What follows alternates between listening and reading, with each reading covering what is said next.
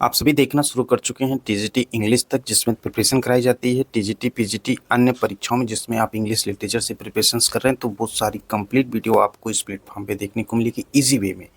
बहुत ही कम टाइम में आप अपना रिवीजन कर सकते हैं। अगर फर्स्ट टाइम पढ़ रहे हैं तो आपका बेसिक से तैयार हो जाएगा, चाहे वो ग्रामर हो या लिटरेचर के सारे राइटर हो। आज की वीडियो में आप देखेंगे पीजीटी इंग्लिश विथ एक्सप्लेन के साथ बहुत ही कम समय में पीवी शैली की बायोग्राफी और चार्ल्स लैम्ब के कुछ इंपॉर्टेंट वर्क के एमसीक्यू फॉर्म में क्वेश्चंस आपको देखने को मिलेंगे। तो फटाफट रिवीजन के तहत आगामी परीक्षाओं में टू द पॉइंट जो क्वेश्चन आपको देखने को मिल सकते हैं, उस प्रश्नों की प्रैक्टिस आप इस प्लेटफॉर्म के माध्यम से कर सकते हैं। तो चलिए वीडियो को शुरू करते हैं, बिना वक्त को जाय करना है रोज की तरह वही काम। यदि पहली बार विजिट किए हैं तो सब्सक्राइब कर लें, सब्सक्राइबर हैं तो लाइक करने के साथ अपने फ्रेंड को भी शेयर करें ताकि वो भी इस प्रकार की वीडियो का लाभ उठा सके। तो चलिए वीडियो को शुरू करते हैं, बिना वक्त को जाय करे। आप देखना शुरू कर चुके हैं टीजीटी इंग्लिश तक यूट्यूब चैनल। सबसे पहला क्वेश्चन कह रहा है कि व्हेन वाज पर्सी बीसी शेली, यानी कि पर्सी बीसी शेली का जन्म जो है वो कब हुआ था।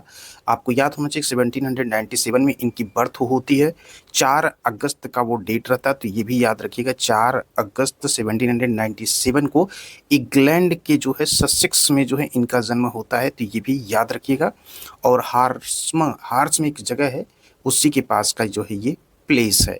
पढ़ते नेक्स्ट क्वेश्चन कर रहा है कि where did Percy Shelley attend university, यानी कि पर्सी शेली ने विश्वविद्यालय जो था वहाँ वो कहाँ पे शिक्षा प्राप्त की उसको आपको बताना है। उस विश्वविद्यालय का नाम रहता है ऑक्सफोर्ड यूनिवर्सिटी। और यहाँ पे ये जो थे 1810 से लेकर के 1811 तक जो है इन्होंने जो है अध्ययन किया था। थर्ड कर रहा है कि what was the title of Shelley's first major poem, Shelley की जो पहली प्रमुख कविता थी उसका आपको बताना है कि शीर्षक क्या था, टाइटल क्या थी। तो उसकी टाइटल की बात अगर करें तो वो थी क्वीन मैप, यानी कि राइट ऑप्शन हो जाएगा सी। क्वीन मैप जो थी 1813 में जो है ये शैली की जो है पहली प्रमुख कविता थी। और इसमें अगर बताया जाए तो उनमें दार्शनिक और कुछ पॉलिटिकल यानी कि राजनीतिक थॉट जो थे वो इन्होंने व्यक्त किए थे। फोर्थ नंबर क्वेश्चन कह रहा है कि which of these themes is most prominent in Shelley's poetry, यानी कि शैली की कविता में कौन सा ऐसा सब्जेक्ट है जो काफ़ी जो है इम्पॉर्टेंट है, प्रोमिनेंट है। तो यहाँ पे जो अगर राइट ऑप्शन देखा जाए तो वो है रोमांटिसिज्म। रोमांटिसिज्म जो है रोमांटिक क्योंकि कवि के तौर पे इन्हें जाना जाता, तो इनमें क्या था कि प्रकृति और व्यक्ति को लेकर के इन्होंने काफ़ी फोर्स किया था, जोर दिया था। नेक्स्ट फिफ्थ में कह रहा है कि which of the following works is considered a dramatic poem written by Shelley. Fifth में पूछा जा रहा है कि जो है बताना निम्न में से कौन सी रचना जो है शैली के द्वारा एक नाट्य की कविता मानी जाती है। तो वो होती प्रोमेथियस अनबाउंड, राइट ऑप्शन हो जाएगा बी। और प्रोमेथियस अनबाउंड जो है 1820 में जो है एक गीतात्मक नाटक के तौर पे जो है आई थी और इसे महानतम कृति के तौर पे माना जाता है पीवी शैली की। नेक्स्ट क्वेश्चन है क्वेश्चन नंबर 6 में पूछा जा रहा है कि what was the name of Percy Shelley first wife, यानी कि पर्सी शैली की पहली पत्नी का नाम क्या था। तो आपको याद होगा हैरियट वेस्टब्रुक था, तो राइट ऑप्शन हो जाएगा बी। 1811 में जो है इन्होंने हैरियट जो वेस्टब्रुक से जो है शादी किया था। बाद में ये अलग हो गए थे और 1816 में जो है मृत्यु भी इनकी हो गई थी। अगला जो है क्वेश्चन है वो है कि which famous novel did Percy Shelley's wife Mary Shelley write, यानी कि पर्सी शैली की पत्नी जो मैरी शैली ने जो है कौन सा प्रसिद्ध उपन्यास लिखा था। तो उसका नाम था फ्रैंकस्टाइन, राइट ऑप्शन सी हो जाएगा। जो शैली की दूसरी पत्नी थी मैरी शैली जो है फ्रैंकस्टाइन एक उपन्यास जो है लिखा था, याद रखिए कि दूसरी पत्नी थी ये। और ये शुरुआती कथा जो थी ये एक साइंस पे जो है एक नॉवेल माना जाता है इसे। अगला है कि which event caused Shelley to be expelled from Oxford University, यानी कि ऑक्सफोर्ड यूनिवर्सिटी में जो है किस घटना के कारण जो है इनको निष्कासित कर दिया गया था ऑक्सफोर्ड यूनिवर्सिटी से।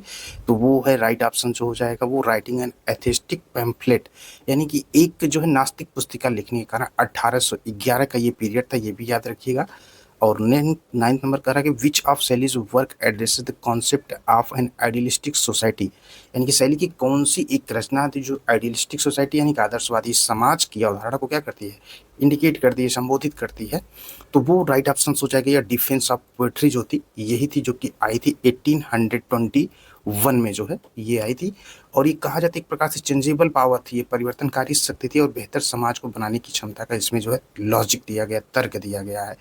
10 नंबर का था कि which of the following poems was written by Shelley in response to the death of his friend John Keats. बताना इनमें से कि कब जो शैली ने जो है किस पोएम में अपने मित्र जॉन किट्स की मृत्यु पर जो है एक प्रतिक्रिया जो होती है ना उसके स्वरूप में इसको लिखा था। तो वो थे एडोनॉइस, राइट ऑप्शन हो जाएगा फर्स्ट वाला। और एडोनॉइस का जो ईयर है 1821 है, जो कि जॉन किट्स के लिए लिखा गया था, एक शोक गीत है। और 25 वर्ष की आयु में जो है इनकी मृत्यु हुई थी, तब ये लिखा गया था। अगला है वेयर डिड पर्सी शैली डाई, तो पर्सी शैली की मृत्यु कहाँ होती है? तो ये होती है इटली में, राइट ऑप्शन बी होगा। और वो ईयर याद रखिएगा 8 जुलाई 1822 को जो है बिहार रेगियो के पास जो है एक नौका दुर्घटना होती है, वहाँ पे डूब जाती है नौका, तो वहाँ पे डेथ हो जाती है। अगला क्वेश्चन है, क्वेश्चन 12 कह रहा है what is the title of Shelley's poem that imagines the ruins of once great empire, यानी कि शैली की उस कविता का शीर्षक आपको बताना है कि जो एक समय में महान साम्राज्य के जो खंडहर थे उसकी कल्पना करता है। तो राइट ऑप्शन यहाँ पे आपको पता होगा कि वो था ओज़िमंडियास, यानी कि राइट ऑप्शन फर्स्ट हो जाएगा। 1818 का पीरियड था, 1818 की शैली के जो सबसे प्रसिद्ध सॉनेट में से ये एक है, जो उस समय के प्राचीन साम्राज्य जो थे उसमें जो नश्वरता थी उसी को चित्रित करते हैं। अगला है कि विच political revolution influenced much of Shelley's work, यानी कि किस राजनीतिक क्रांति ने जो है शैली के काम को सबसे अधिक प्रभावित किया। तो वो राजनीतिक क्रांति आपको याद होगा फ्रेंच रिवॉल्यूशन था, जो कि 1789 का पीरियड था। अगला है 14 कि which of this is a recurring symbol in Shelley's poetry. 14 में पूछ रहा है कि शैली की कविता में जो है एक प्रतीक के तौर पे आपको बताना है कौन सा, तो skylark right option B हो जाएगा।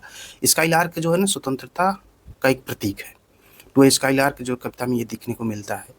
अगला 15 करा कि इन विच पोएम डज शैली discuss the power and potential destructions of the winds, शैली ने किस कविता में हवाओं की शक्ति को संभावित तौर पे कहा जाए तो वो एक प्रकार से डिस्ट्रक्शंस ऑफ द विंड्स के तौर पे चर्चा की थी, तो वो थी ode the west wind, right option हो जाएगा first ode the west wind. और इसका ईयर याद रखिएगा 1899 में जो है ये आई थी। बढ़ते हैं नेक्स्ट क्वेश्चन की तरफ। अगला कह रहा है कि which of the following poets was a close friend of शैली, तो शैली का घनिष्ठ मित्र कौन था? तो लॉर्ड ब्रायन थे, राइट ऑप्शन हो जाएगा फर्स्ट। लॉर्ड ब्रायन घनिष्ठ मित्र थे, इटली में जो सभी ये समय बिता रहे थे, उसी समय रचनाओं में जो है वायरन का जो प्रभाव जो है वो उसमें स्पष्ट तौर पर देखा जा सकता है इनकी रचनाओं में। 17 ने पूछ रहा कि which of Shelley's work is considered a philosophical poem that questions human suffering, यानी कि शैली की कौन सी रचना जो मानव की पीड़ा पर प्रश्न उठाने वाली है, क्या कहते थे? फिलोसफिकल पोएम है, दार्शनिक कविता मानी जाती है, तो उसका नाम जो होता है प्रोमेथियस अनबाउंड है, राइट ऑप्शन सी हो जाएगा।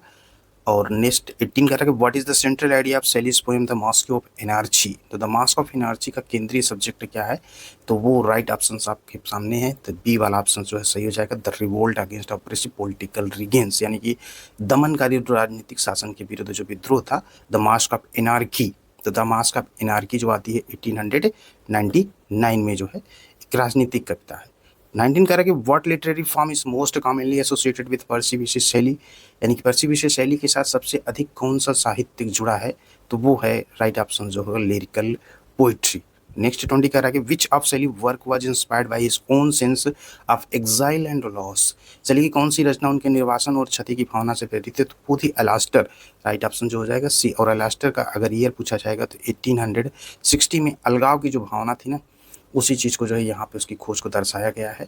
बढ़ते नेक्स्ट अगला आप देखेंगे चार्ल्स लैम्ब के बारे में कुछ। When was Charles lamb born, तो 1775 में इनका जन्म होता है, वो होता है 10 फरवरी को। कहाँ पे होता है? तो इंग्लैंड में होता है। ठीक है, नेक्स्ट क्वेश्चन देखते हैं। अगला पूछ रहा है कि which is the name of Charles Lamb famous collections of essay, जो चार्ल्स लैम्ब का प्रसिद्ध निबंध संग्रह उसका नाम बताना आपको, तो उसका नाम था essays of Elia, right option जो हो जाएगा फर्स्ट। जो एसेस ऑफ एलिया जो थी 1823 में प्रसिद्ध कृति के तौर पे जाना जाता है, और इसमें हास्य और चिंतनशील जो स्वभाव के लिए इस एसे ऑफ एलिया को जाना जाता है, जो कि 1823 में पब्लिश होती है। 23 में पूछता है which work did Charles Lamb coauthor with his sister Mary Lamb, Charles Lamb ने अपनी बहन मैरी लैम्ब के साथ मिलकर जो रचना की थी उसके बारे में आपको बताऊं, तो वो रचना क्या थी? टेल्स फ्रॉम शेक्सपियर, यानी कि ऑप्शन नंबर बी राइट हो जाएगा। और शेक्सपियर की कहानियों को लेकर के जो थी ये 1807 यानी कि 1807 में जो है ये दोनों के लेखन में ये थी। अगला है 24th की विट what was the pen name used by Charles Lamb in his famous essay, Charles Lamb ने अपने प्रसिद्ध निबंधों में जो पेन नेम का यूज किया था वो नाम था एलिया, राइट ऑप्शन से हो जाएगा ये, यानी कि छद्म नाम जो था एलिया से लिखे थे लैम्ब ने जो है, और वहाँ से ये काम करते थे। अगला क्वेश्चन 25 है कि which event caused Charles lamb great deal of personal tragedy, किस घटना के कारण चार्ल्स लैम्ब को व्यक्तिगत रूप से काफ़ी दुख हुआ था? तो वो था right option the madness of his sister Mary Lamb, यानी कि जब उनकी मैरी लैम्ब सिस्टर जो थी पागलपन के लिए थी, तो मानसिक रूप से जब टूट गई थी तो उसी समय उनकी माँ की दुखद मृत्यु भी हो गई थी। इस जो दर्दनाक घटना को लेकर चार्ल्स के जीवन में गहरा प्रभाव पड़ा था। 26 कह रहा है कि win which Lamb work can you find the essay dream children rewire, 26 में पूछा जा रहा है कि लैम्ब की किस रचना में आपको ड्रीम चिल्ड्रन रेवरी निबंध मिलेगा, तो वो है एलिया का जो निबंध है, एसे ऑफ एलिया, जो कि एलिया का जो है 1823 है। राइट ऑप्शन हो जाएगा फर्स्ट। 27 में पूछा जा रहा है यहाँ पे कि what profession did Charles lamb hold for much of his life.